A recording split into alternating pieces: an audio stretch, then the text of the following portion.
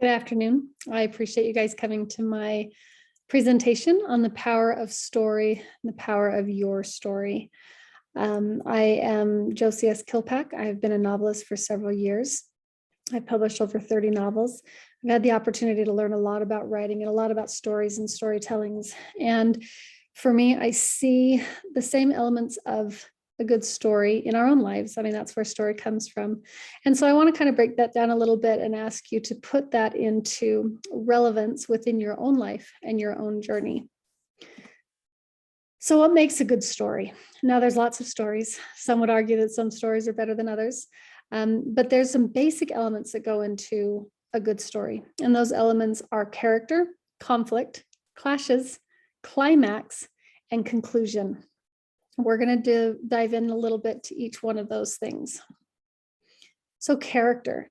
Character is the most important aspect of a story. That's why we read them. It's why we care. The character is what moves the story forward. It's the reason a story exists. So setting is wonderful, plot is necessary, but character is the most important part. It's why people read. And to get a good story, you want a character who is rootable, and you want a character who is flawed. Now, sometimes when I teach that, people are surprised. Why would we want a flawed character? We want a character that we can love. Yes, we do, but we want a flawed character. Part of this is because the integral importance of growth in a story becomes a story because of the growth, because of the change that happens to the character. And in order to have that change occur, there has to be flaws. There has to be something that character is overcoming. The other reason for this is that we as people do not really like other people who are perfect. If you can think of someone in your life who you know is perfect, or who maybe attempts to be perfect, or maybe that's you, it's been me sometimes, they're difficult to relate to. We're all very, very aware of our own flaws and shortcomings, sometimes too aware. And so when we read about a character who is perfect, we tend to not relate to them and not connect. And so being flawed is a necessity. It's a necessity to a good story. It's a necessity for us. If we are going to grow and change and develop and learn, we have to have flaws. We have to have weaknesses to overcome. God was very, very smart when he put this plan together. And so when we're looking at a good story, we tend to look at those that have flawed characters. So I'm going to use a few examples as I talk about different stories. One of them is Harry Potter, because I personally love Harry Potter, and a lot of people are familiar with Harry Potter and his story. The next one is Nephi, because we are also familiar with Nephi, and he's played an important role in each one of our lives and our own testimonies and growth. And the other is a mustard seed, and the mustard seed from the parable in the scriptures. Characters do not have to be people. Usually they are, but they don't have to be, which is why we're using the mustard seed as one of our examples. So if I look at Harry Potter, he's certainly the most important character of his story. The story is about him. And it's why people read. We want to see what happens to Harry. We want to see how he grows. We want to see how he encounters the difficult circumstances that he comes from. So he is very rootable. We have a lot of sympathy for him from the very beginning of the series. And so we want to root for him. We want him to win. We want to cheer him on. He's also flawed. He's skinny. He's kind of nerdy. He's not always obedient. He, as the series goes further, as he ages in the series, he becomes very angry. He's not always perfectly trustworthy. He makes bad decisions. He doesn't really apply himself to his studies. There's plenty of flaws. In a very physical way, he's got a scar on his forehead. And so he's physically flawed in that way. But those flaws are maybe not always obvious to us. But if you start watching for it, in every book that you read, you will find flaws within those characters. It's on purpose. We do it because that's what makes the reader relate to that story. So as you look at your own flaws, that's why you're relatable. That's why people connect to you. It's because you're not perfect. If you were perfect, nobody would want to be around you. So that's with Harry Potter. For Nephi, he's part of why we read. If you look at just the books of Nephi and his specific stories within that, we're reading to see what happens to Nephi. We want to see what he does. He's rootable. We want him to accomplish, because we know that he's doing the Lord's errand. We know that he is doing the right thing. Is Nephi flawed? Sometimes it can be difficult for us to look at flaws in the scriptures or flaws in scripture characters, but I will submit that Nephi is flawed. Now, there's some just kind of organic ways that he's flawed. He's young. He's the third or fourth son. So he's not necessarily in a leadership position. You could go in and maybe this becomes a little more subjective, but he's a little bit holier than thou sometimes. I can see sometimes why Laman and Lemuel are a little bit annoyed with their younger brother. So he has flaws. He has growth. He has things that he needs to do. Is he doing a great work? Absolutely. That makes him very rootable. It doesn't mean that we dislike the characters. We like them more because of the things that are imperfect. And with our mustard seed, that again is like an organic failure used loosely, which is that a mustard seed is very small. The story that the mustard seed is telling is about growing into this huge tree. And the reason it's so remarkable a story is because of the flaw of the mustard seed. It's very, very small. That's why it makes such a great analogy. But we're rooting for the mustard seed. We want the mustard seed to become a tree in which the birds land upon the branches. So character is the most important part of the story. Character is the most important part of your story. You are the character in your book. You are the hero. You are on the hero's journey. God is rooting for you the same way you're rooting for Nephi. So keep that in mind as we go forward. That's the most important part of a story, is who that story is about. The next most important part of a story, and the next thing that we introduce in a story, is conflict. Conflict is very simple. I often picture it in my mind anyway as a battle. And sometimes it is. In Harry Potter, we see some battles. In the Book of Mormon, we see some battles. But essentially, the conflict comes down to, what does the character want? And what is she or he willing to do to get what she or he wants? So in Harry Potter, what does Harry want? Now, there's some subjectivity to this because this is a fictional story. But I would submit that Harry Potter wants to belong somewhere. He never really has. His parents were killed when he was a baby. He was raised by a family who did not love or care for him. Hogwarts represents a home and a family for him. And Hogwarts is continually under attack. And he wants to be safe there. He wants to belong there. He doesn't really want to be special. He doesn't really want to stand out. That happens anyway. You could even say that that's one of his flaws, is that he doesn't have the ability to not stand out. But what does he want? And that changes somewhat as the series goes on, but that's what sparks every conflict that Harry Potter has, is what does he want and what does someone else want for him? And what is she willing to do to get what she wants? What is Harry Potter willing to do to get what he wants? What is Esther willing to do to get what she wants? What is Nephi willing to do to get what he wants? What is the mustard seed willing to do to get what it wants? Now, the mustard seed, again, is an interesting analogy because it can't necessarily act itself, but it gets acted upon. But what does it want? It wants to be a tree. It's a very simple story, but it has conflict nonetheless, because the conflict is kind of built into it because it's so small and because it has to be acted upon by the correct elements. So when looking at your life, your conflicts in life come from what you want and what you're willing to do to get what you want. The issues that we have is our conflicts. What we want often comes up against what other people want. And that's where we run into clashes. So in Harry Potter, Harry wants to preserve Hogwarts. He wants magic to be available to all different levels of wizards and with all different types of pedigrees. And he's willing to go to great lengths to preserve Hogwarts. Voldemort wants only wizards born from pure blood pedigrees to be wizards.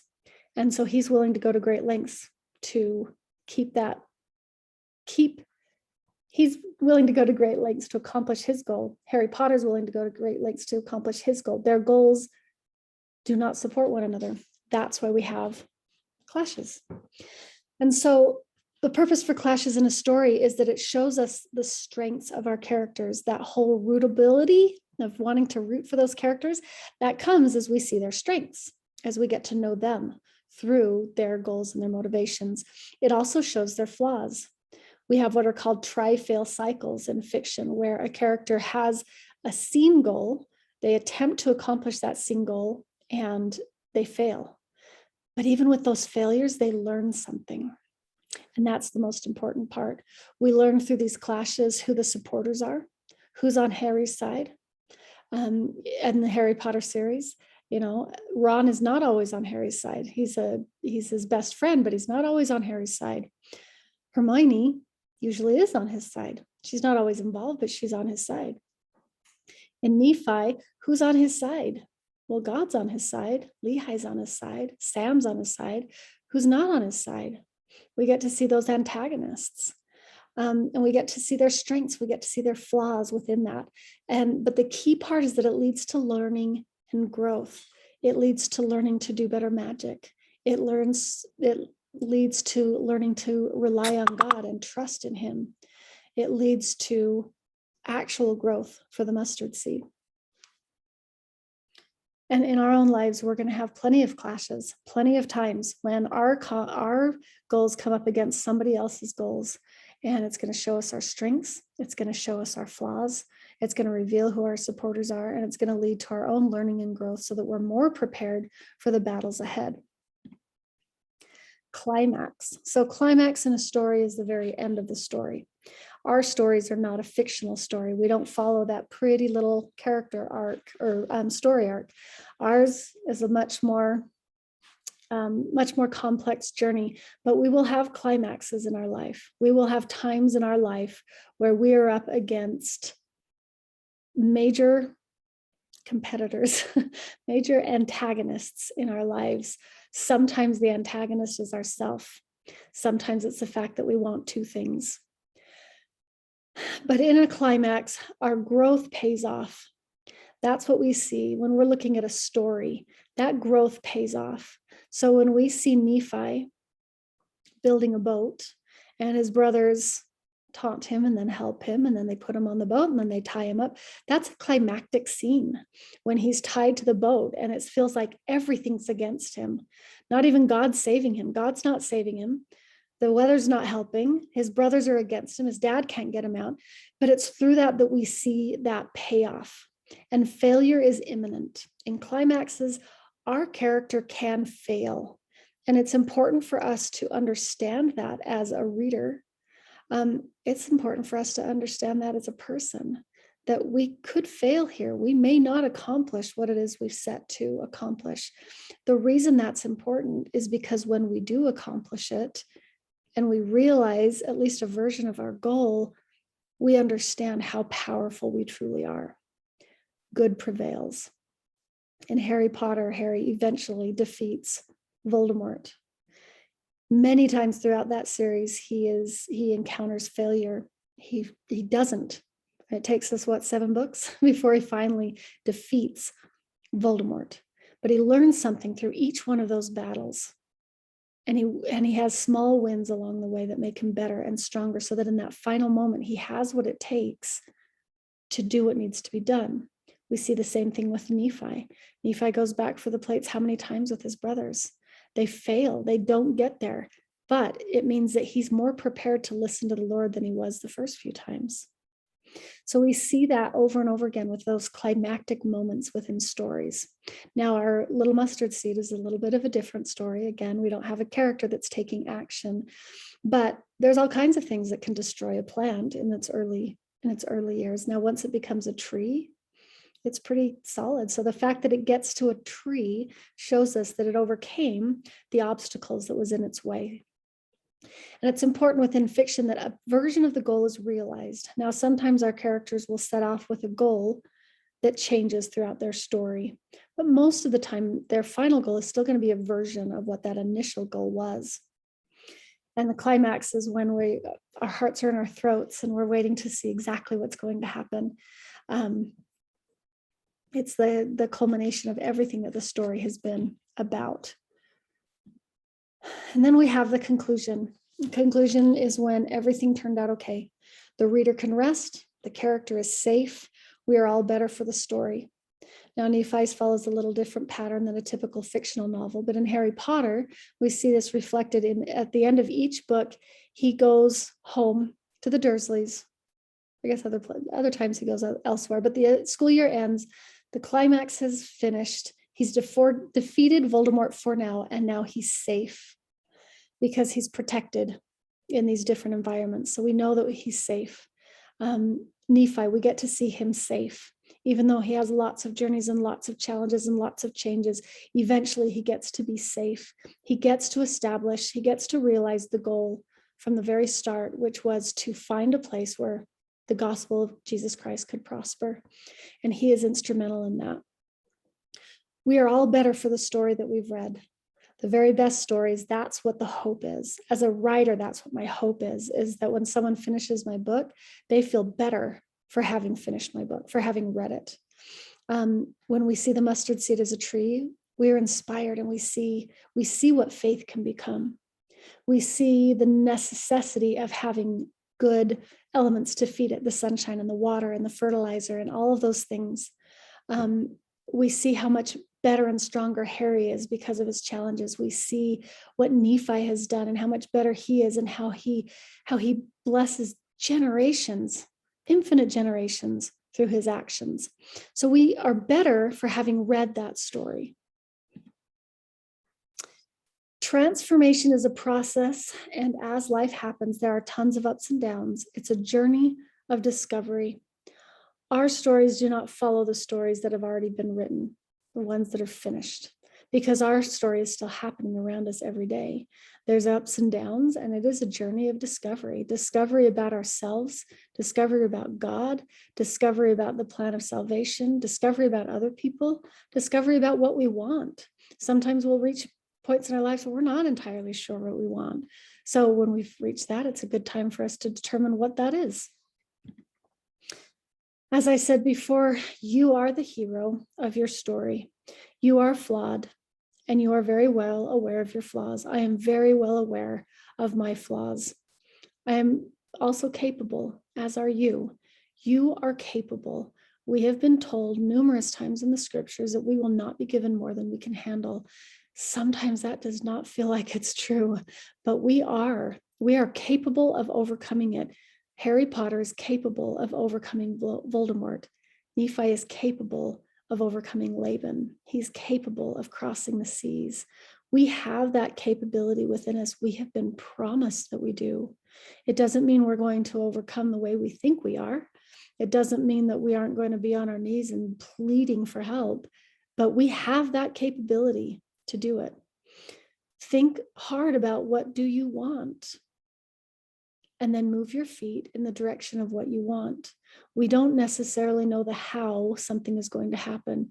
Nephi certainly didn't know how he was going to reach the promised land and establish what became the communities that built into the Book of Mormon, which led to our lives now. He didn't know what that, but he knew what he wanted. He wanted to follow God's plan. He wanted to help with the process that he was a player in. What do you want? Sometimes our answer is, I just want to be happy. Okay, then move your feet in the direction of finding that happiness. What are you willing to do to get it? What are we willing to do to get what we want? Whether that's a better relationship, whether that's a better job, whether that's financial security, whether that's solid connections with our friends and family members, whether that is just happiness. What are you willing to do to get it? Are you willing to go through the clashes? And are you willing to look at those clashes and see what you're learning? We often don't get to choose the clashes that we're up against. We don't get to choose the hard things that come our way, but we can choose what we learn from it. We can look for the good. We can see what it is that's going to help us be better prepared for what we face next. All of us can look back on our history. We can see a hard and a difficult time, and we can see what we gained from it. All of us can. Now, that's not to say that every hard time is as easy to evaluate as other ones. I certainly have some struggles in my past that I don't understand yet what it was I was supposed to learn or what I did learn. But we can look. And one of the great gifts of this gospel is the gift of evaluation, the gift of improvement and evolution. The fear of failure indicates you're doing it exactly right. This is exactly where you were supposed to be. This was exactly what you were supposed to be doing. Yes, life is supposed to be hard. It's also supposed to be wonderful. If we're having more hard than wonderful, then what are we willing to do to get the wonderful? And the most important part is for us to remember that it's going to be okay. Unlike a regular fictional story, we know who wins this one. We've already been given the spoiler. We know the team to root for, and we're on it. The entire human race is on it, but we're a little bit more aware of the game board that we're on. Game board, I don't love that word, but on the journey that we're on. But I want to reassure you that it is going to be okay. That despite the clashes, despite the conflicts, despite your flaws, it's going to be okay. And you are meant to find joy here. And the purpose of those clashes and those hard things is to find joy. Believe that you are capable. These are kind of your tips on how to do it. Affirmations are a powerful way to create belief. By repeating affirmations, we reprogram our subconscious. If that's intriguing to you, I encourage you to learn about affirmations and the power of affirmations. Look for scriptures that inspire you or other stories that inspire you. Surround yourself with things that are inspiring and remind you of the point of our journey here. Surround yourself with cheerleaders. Look for the people who are going to cheer you on. Not everyone will, but they are there. Look for them. Keep them close to you. And look for ways to be a cheerleader for other people. Everyone is on their journey. Everyone is experiencing conflict and flaws and clashes. Everyone is seeking happiness and peace. Look for people you can cheer on. Be proud of your story. You have overcome things. You have accomplished. You have learned. Be proud of that. Don't compare it. It's easy to compare our story to somebody else's, and that is a trap. Comparison is the thief of all joy. Find ways to be proud of your story, not apologetic. Find ways where you can point out what you learned through the hard things that you've faced. And then look for ways to share your story with others. Lessons, testimonies, just friendships. Be open about that. If you've got parts of your story that aren't beautiful, find ways to tell them in a way that you can point out the beautiful things that came from them. And we know that all things work together for good to them that love God, to them who are the called according to his purpose. We believe this, that all things work together for our good, for them that love God. We love God. We are here to learn to love each other. As we look for opportunities of growth and service, we become better.